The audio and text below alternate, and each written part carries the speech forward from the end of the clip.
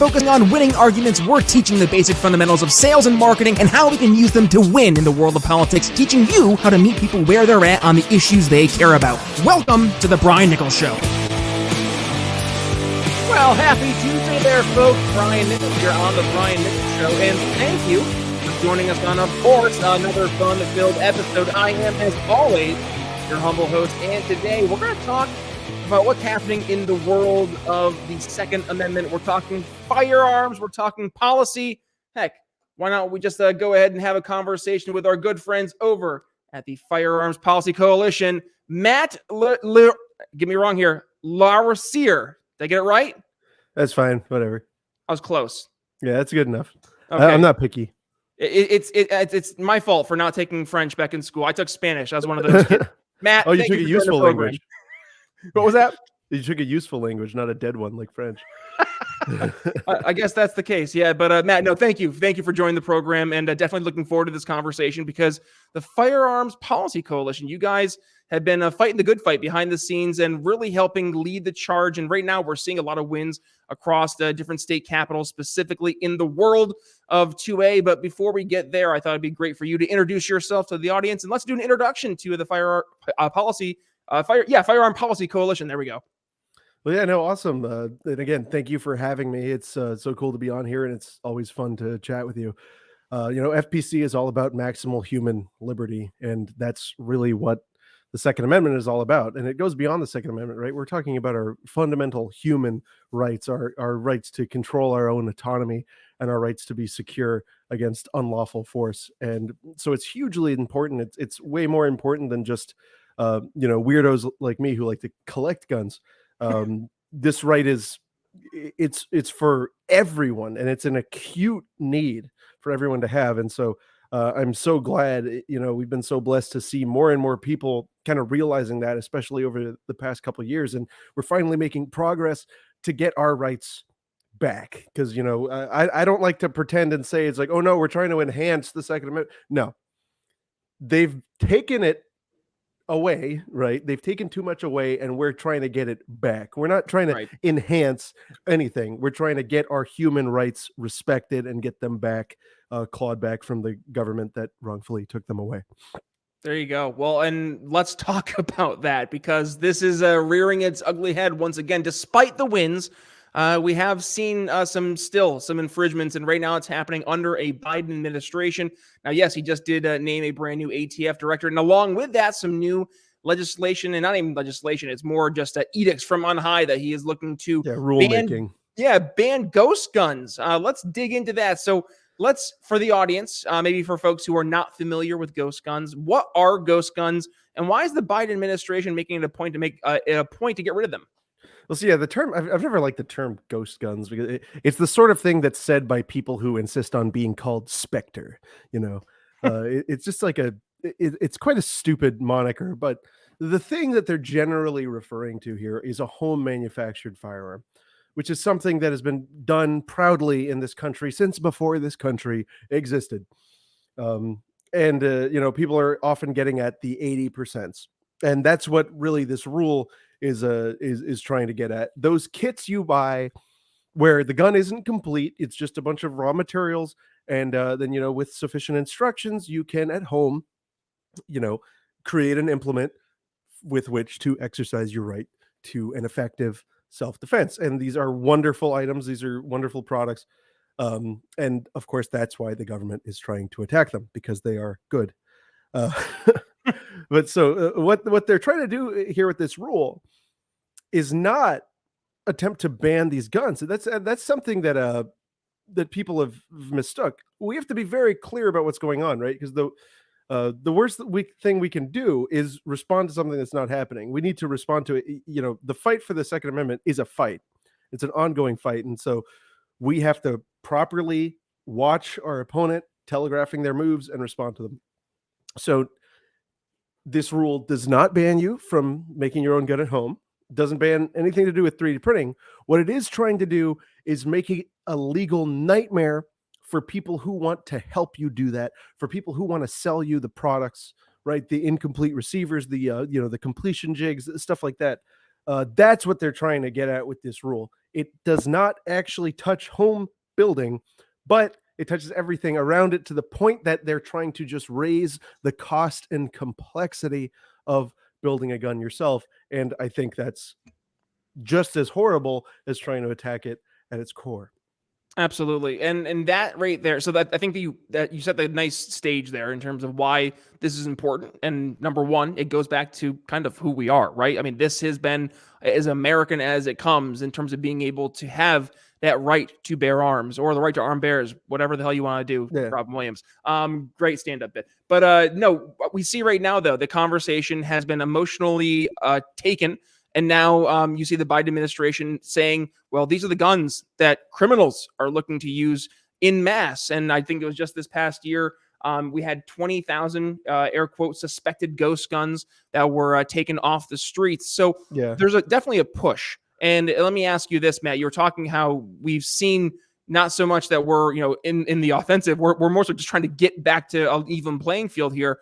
Why do you think right now there's a renewed interest in ghost guns? Well, so I don't know if there's oh, you mean from the government? Yeah. So this has been something that the government has sought to attack for quite some time. And I think because I don't really want to opine too much on the strategy, on the political strategy here. But I will say that they will always seek out what's popular. And what they were attacking with this rule is those wildly popular polymer 80 kits, right? Those kits where you can, assemble a handgun.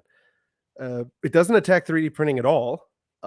It's and so that's why I'm confused as to why people are thinking that this, bans homemade firearms or whatever. It doesn't. It's trying to make it hard to do it in the most popular ways that it's being done. And that kind of fits with how the government always behaves, right?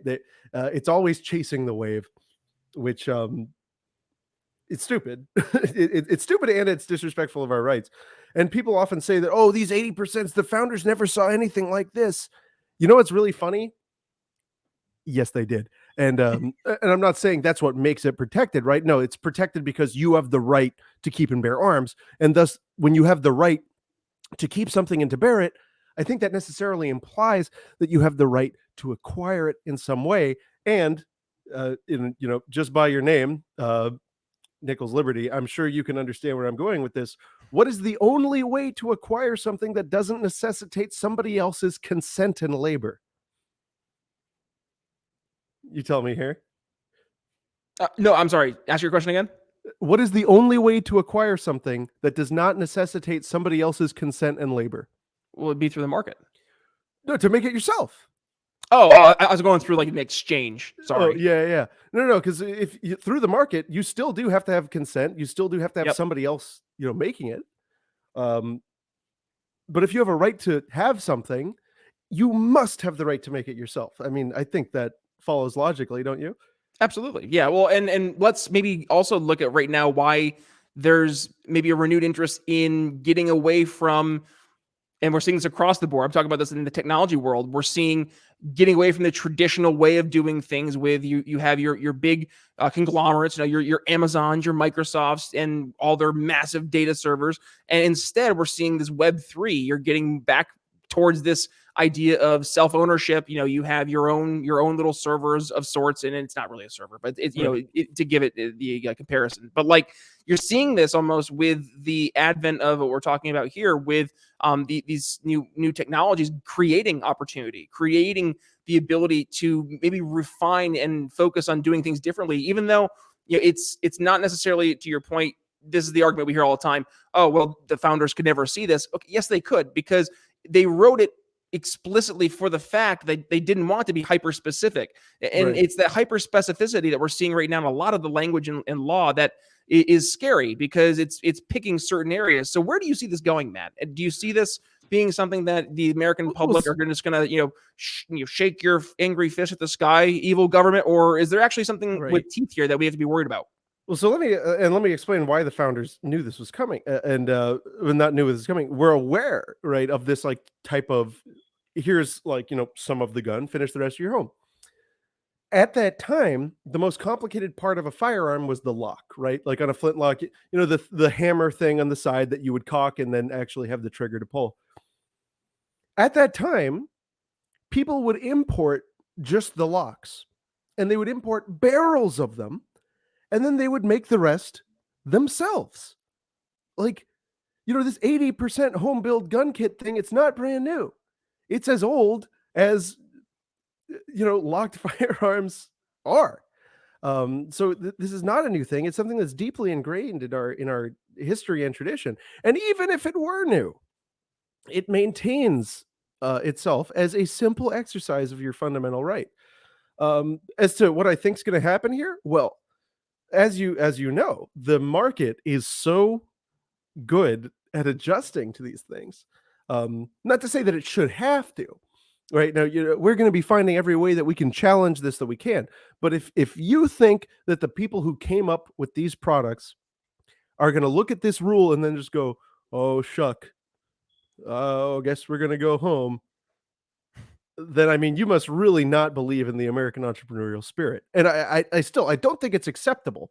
I don't think that's an acceptable answer. But the simple answer is, people are going to keep making guns at home, no matter what you say, and they're going to find more interesting ways to do it. That doesn't mean that we shouldn't fight the government for trying to make it harder, because they are attacking some of the best ways to do it, some of the most effective ways to do it, and that's a huge problem. And people are going to be upset about that because it is also normal people who are buying these guns, these kits, right, and making the guns themselves.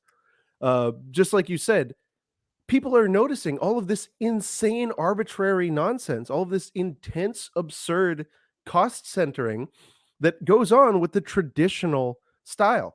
Why should somebody who lives in the Midwest, like, somebody who lives in Alaska or something, why should they drive hours to the nearest federal gun dealer if they could make the gun in their home? Why would they do that? Right? Especially with gas now, $400,000 a gallon. Why? Why would they not, make an 80%? Well, and let's maybe look at the individual. Who's the one likely agreeing with this now, this approach that the Biden administration is taking with regards to, the ghost gun area of focus. And that would be probably a very, hyper progressive individual, likely living in a blue area, probably an urban area. And, I just got out of Philadelphia. I lived there for damn near 7 years, and it was 7 years too long. And I can see the mentality of, well, why do we need these in our streets? Why do we need these in our cities? And I think there has been this unfair argument that the left has really led with, that more guns equals more violence, more crime, more problems, more shootings, more death. And in reality, the exact opposite is true. Matt, could you speak to where we're maybe having a little bit of a struggle in terms of countering that emotional argument from the left? I think, and it's not necessarily the left. All right, let's not pretend that this is a partisan issue. It comes from a place, a lack of understanding, and people buying buzzwords and believing what they're told. Right, whoever gets to them first, it's a problem. The big problem is that we, on the gun rights side, on the human rights side, are not good enough at embracing our own productive and convincing emotional arguments. We have emotional arguments on our side that are better than theirs, and we're not making them out in the open. And so that's why we need to push these things. I will tell you, one thing that's been better for human rights, for gun rights, than a great many other things, the pandemic. When people saw their states failing to provide basic services, suddenly it became much more real what threats you might have to address, how fragile your life is. And as a result of that, we have an entire generation of people who will not be able to say, I can't imagine why you would want a gun in your home. I remember hearing that all the time before the pandemic. I would hear people say all the time, why would you want something like that in your house? I have not heard people say that since. So that is one huge thing driving people towards questioning all of this intense arbitrary nonsense that's involved in acquiring and making your own firearms, and just a whole host of other reasons. These are, and let me say something else. The whole homemade gun thing, they want to tell you that these are criminals. Look at how many gun crimes that we found this. You want to know a funny thing about those statistics they push? So they'll say that we discovered, like, let's be generous. Like, they'll say they discovered 20,000 of these homemade firearms used in a crime. You want to know what most of those crimes are? Possession of a homemade gun in a place you're not supposed to have one. You can't make it up. It's like, oh, they're stopping the gun crime. Well, the crime is having the gun. If I made having banana illegal, I'd stop a banana crime wherever I found a banana. As long as I used intense violence and locked a person in a cage, I could say I stopped all the banana crime. But what what would I have really done? FBI foils plot led by FBI. It's the same. That means it's the same situation. But yeah, exactly. There's the doom and gloom of what's happening right now. But hey, we are seeing, again, the fight back, and we're seeing the wins. And let's focus on some wins here, because hey, we're talking about sales and marketing. People want to see wins, and that's what we're going to address here. The last 5 minutes or so being won. Georgia is now the 25th state to embrace concealed carry. I know Indiana just followed suit there shortly beforehand. So talk to us, Matt. Why are we seeing right now? I know we kind of touched on it a little bit earlier, but why all of a sudden the uptick in states left and right getting rid of these restrictions for concealed carry? Because the people are sick of these nonsense, arbitrary infringements on their basic right to be secure in themselves. And it is becoming impossible to be accountable to your people while also saying, oh, do you want to not be vaporized by a criminal? Okay, well, give me $200, right? Like that's what's happening. It's permitless carry. We have concealed carry across virtually the whole nation. There are some horrifying nightmare zones, right, that will not under any circumstances let you carry. But this is a permitless, where it's just presumed that you have the right to be secure in your body. That's half the states. That's really big, and that's really something to be proud of. It's the people speaking clearly what they want, voting with their feet, voting with, by clear indication. If you just look at the gun stores, right, and they're lining up. It's becoming impossible to ignore that, and so it's becoming impossible to stem that back, and this is very much a good thing.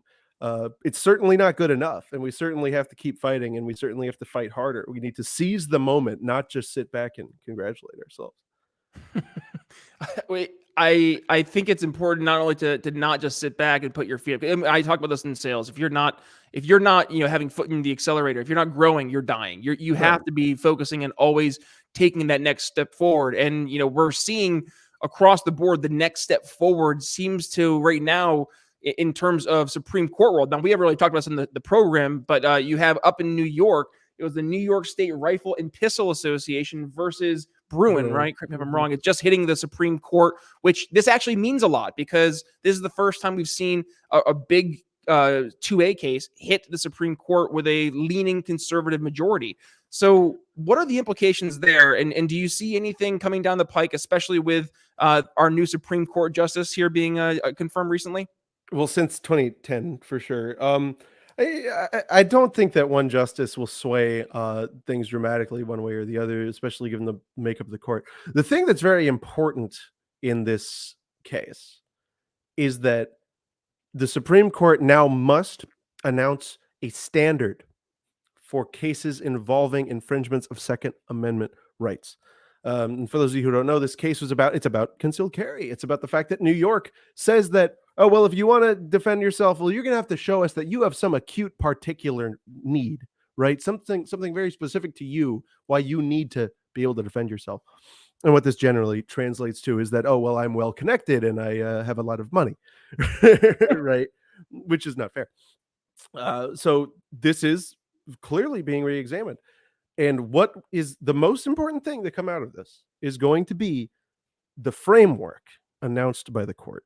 And the court has declined to do that on the two previous occasions that it had the opportunity. And this is going to be huge. This is going to have ripple effects going on for a long time. So that's why it's essential that the court put its back into the game and do its job and say clearly that anything that affects the simple, peaceable possession of arms, right? The simple, peaceable carrying of arms cannot stand constitutional muster. Will they do that? I don't know. But if they're having writer's block, I hope that they'll read this, listen to this interview and take that.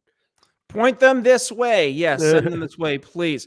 All right, Matt, we are already getting hard pressed for time. And at this point, I would want to do two things. Number one, give you the floor here, final thoughts and words of wisdom or action that folks can go ahead and take. And then number two, obviously, you have a lot of fun stuff that you're doing behind the scenes, not only at FPC, but also in your own world. I think you said you had a podcast as well. So where can folks go ahead and find that, but also go ahead and support you and keep the conversation going?